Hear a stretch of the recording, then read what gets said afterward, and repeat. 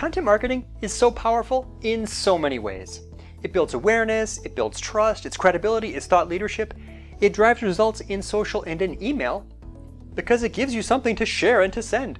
It's great for search optimization because it gives other people something to link to, growing your authority. You can target information intent keywords.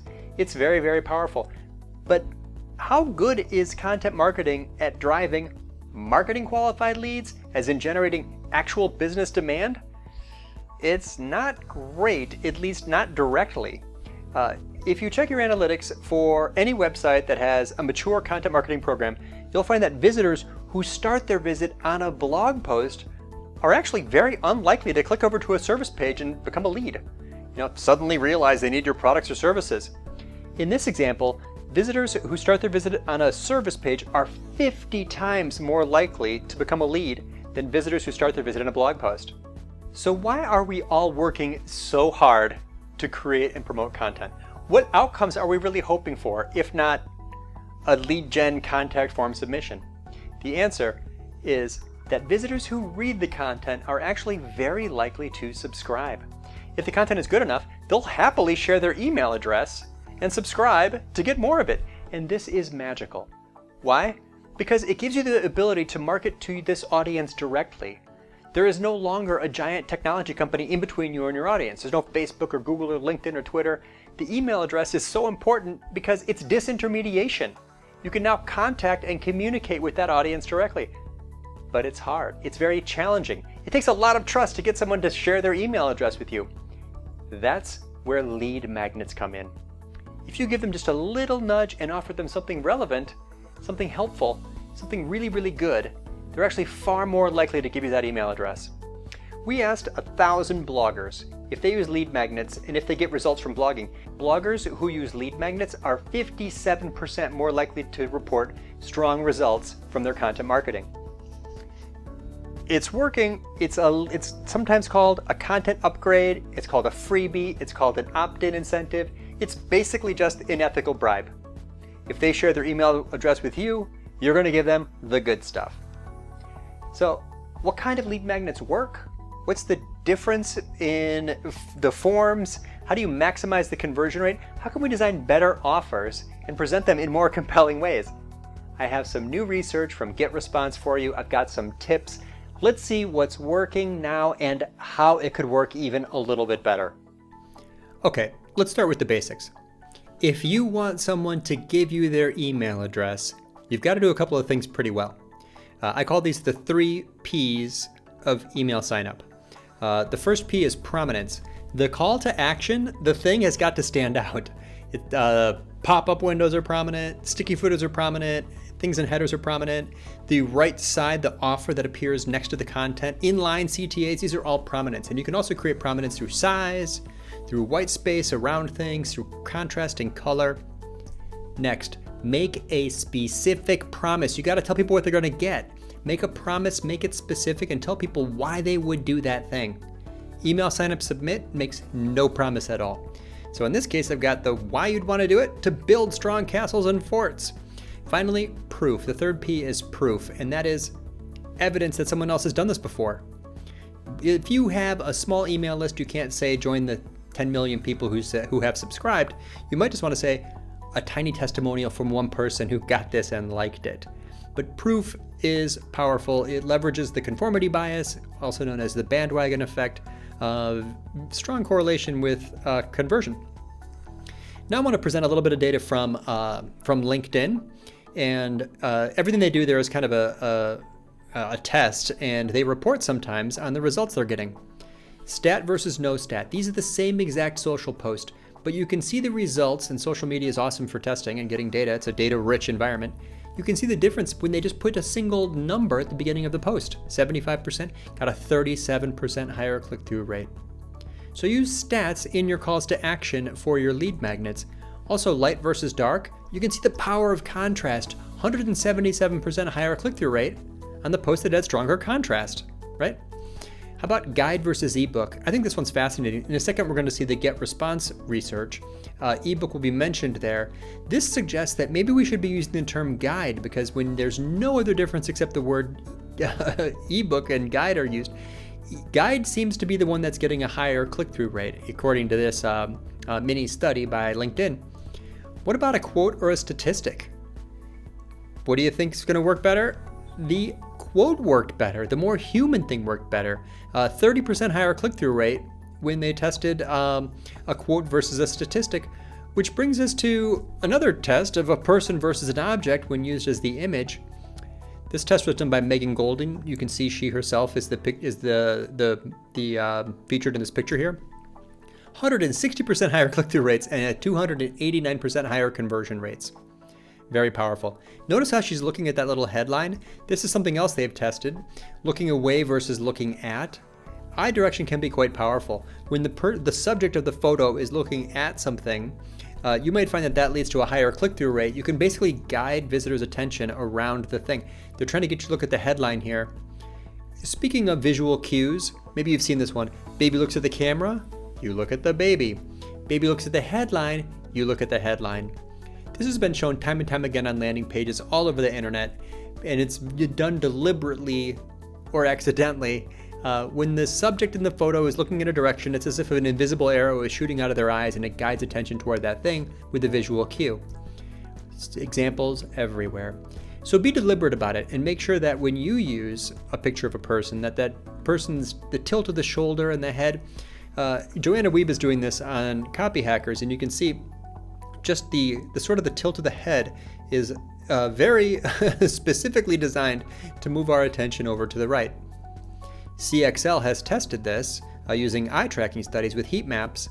When there's a person looking away from the form, person looking up at the form, little arrow pointed at the form.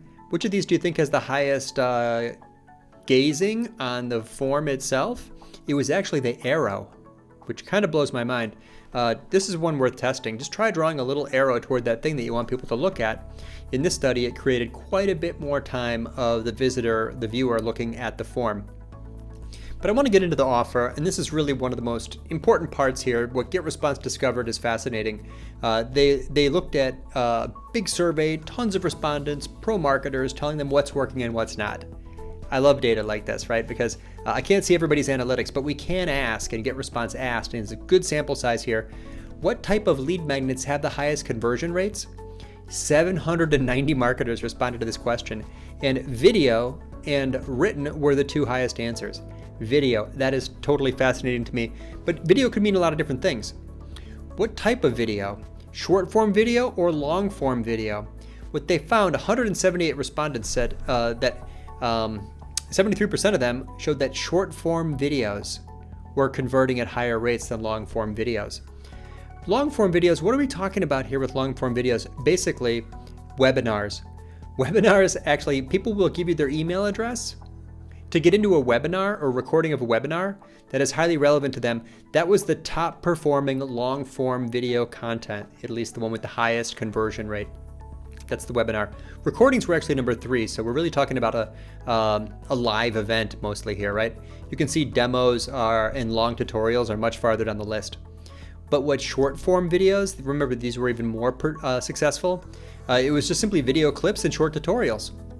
How to. Remember, content marketing is mostly about teaching. The best educators are the best content marketers.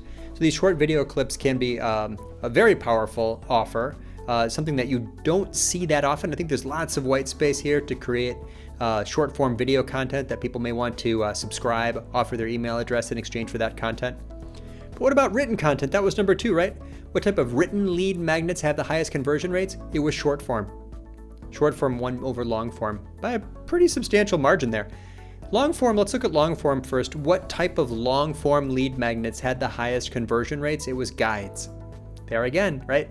Maybe the age of the ebook is kind of past us now, and the guide is maybe something that we should be testing more in the name of the format, in the format itself. White papers, spreadsheets, farther down the list, email courses, farther down the list. Really, the guides were a strong winner in this research. Short form content that had the highest conversion rate, ebook samples. I think the word sample there is really important because it indicates to the subscriber or the possible, the visitor, the possible conversion, that it's easy to consume, right? A sample doesn't sound like homework, not too much of a, maybe easy to get. checklists also really value. I could totally see how that works, right? Get the quick version of this thing. Get the checklist. Maybe it was a long form piece and the upgrade, the content upgrade, right? That lead magnet was just to get the checklist version of it, right? The easier version. Okay, now I want to talk about the call to action itself, because there's a lot of discussion about this, and I want to present like kind of what's working now in terms of the CTA, the call to action. Now, this is GetResponse's page. It matters. Visual hierarchy is designed deliberately or not, and it's created partly through things like size. I mentioned white space, top of the page or bottom of the page, and color. Okay, remember art class in high school? Color temperature, red, orange, and yellow are warm. Blue, purple, and green are cool. And in a cool context, a warm color is going to stand out. I'm basically telling you how to design a page so that different parts of the page attract the eye sort of magnetically and can pull the attention to the offer, to the button, to call to action. Past that, it's really important that we try to manipulate in the visitor's mind, right, the benefits and the cost, because before they give you their email address, they're going to do a split-second cost-benefit calculation in their brain, and they're going to be asking themselves, is this thing that I want to get worth sharing my email address, worth you hitting my inbox? Is it worth 10 seconds of my time and attention? In other words, nobody does anything. Nobody clicks on anything or scans or scrolls or subscribes or converts until they have done a ROI calculation in their mind, and that offer has won out as having a higher return than the perceived investment. With that in mind, you can see calls to action everywhere, calls to action that have the word free in them, or that make it sound easy to get, right? That's lowering the eye, lowering the perceived investment, right? Brian Dean does this in a kind of a clever way, giving it the feeling of exclusivity. What am I doing here? I'm unlocking the content. It's exclusive content. I'm almost there, showing progress. So this is triggering a different psychology where something feels unfinished, which people don't like. They want to finish it. So that word there, unlock the content. Do I know what I'm doing? Is it specific? Is it prominent? Is it a strong promise? Here's a formula from a friend I learned so much from my network and thought leaders in the industry for high performance calls to action. And you can basically create like a little template, like calls to action that work this way. I want to what? Because why? And put the what's in it for me into the call to action itself. Example, download the free guide. Why? So you can start your guard tower training today, right? The value, the benefit is specific. It's listed there, maybe right in the button. It doesn't have to be in the button, but it needs to be there somewhere. Talk to a strategist. Why? To get your free estimate. The what and the why are there for me. Right? The what is insufficient. You've got to align with the visitor's intent. Call in, and even this is like this is a universal CTA. This could be done on mobile. Call. Why? Because you want to talk to a web strategist. Wherever, whatever, lead magnets, content upgrades, form submission, whatever the thing is, right? Give them a reason to do it. Nobody's going to do anything unless they perceive a strong benefit to doing it. In the end, you get to what would be, you can build these in GetResponse, whatever tool you're using. They're made for this. They're built for high conversion forms. This GetResponse is going to let you put this together. The form itself can have a little headline. It's the what of your offer, right? Hopefully you've remembered to do this. It's telling people what they're going to get. It's actually not giving them a why. It's just really the what. Now, the subhead can add the why. It's the what's in it for me, right? What's in it for me? This is the purpose of getting the thing. It's why the person cares. It's a psychological hook. And then you've got room. Give them a little bit more. Make it scannable. Maybe a bullet list. Make it scannable. Finally, after that, it's the form itself. The name, the email address, the title, whatever that thing is that they want to get, right? Tell them what they're going to get. And then finally, the call to action. You can see I had to warm them up quite a bit, right? It's not email, sign up, submit. I'm working hard, right? I'm building a hard-working form.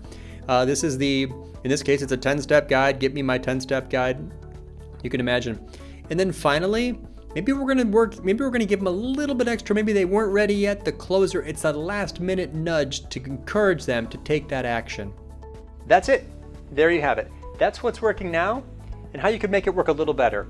Work harder on your lead magnets and your offers, and your lead magnets will work harder for you.